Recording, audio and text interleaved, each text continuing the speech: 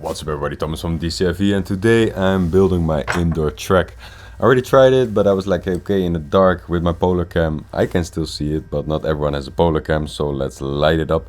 So I put some LEDs in, and I think I spent about 20-30 euros on this track. I'm maybe gonna upgrade it, but let me first try its first proper run.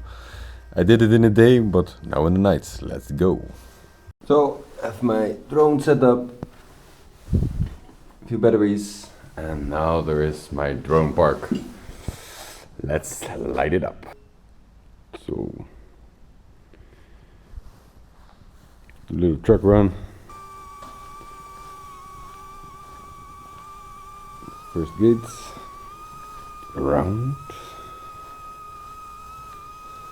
Second gates, around the pole. Third.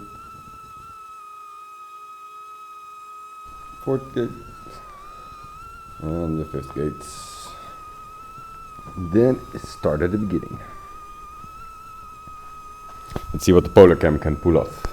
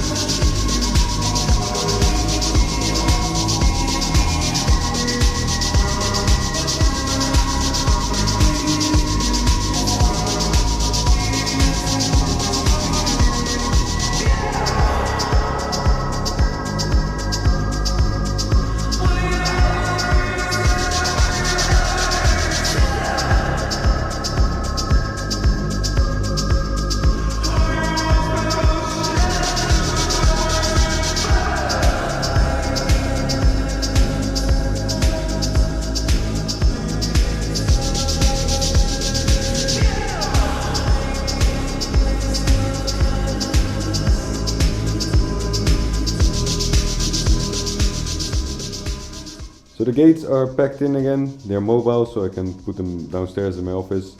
The power banks work very well. So I bought these gates to initially to do gap training, but I can do that in urbex or bandos or whatever. but I really don't like simming. And outside it's really bad weather. No hate on the sim people who like sims, but it's just not for me. So I keep my stick times inside, and that's about it. So I'm really enjoying it this far. This is V1, and yeah, if you want to see how V2 is gonna look like, give me some comments and give me some advice. I'm not an experienced track flyer. I'm not a racer at all, so I lack skills. So I have to start easy. But if you have suggestions to make my track better or to make some additions, let me know. Yo yo. Hands up if you're the citizen of nowhere and you're not scared. It's not a yes or no answer. Yes or no answer. Yes or no answer. Yes or no answer. Let's cut back the gimmicks, make room for hieroglyphics.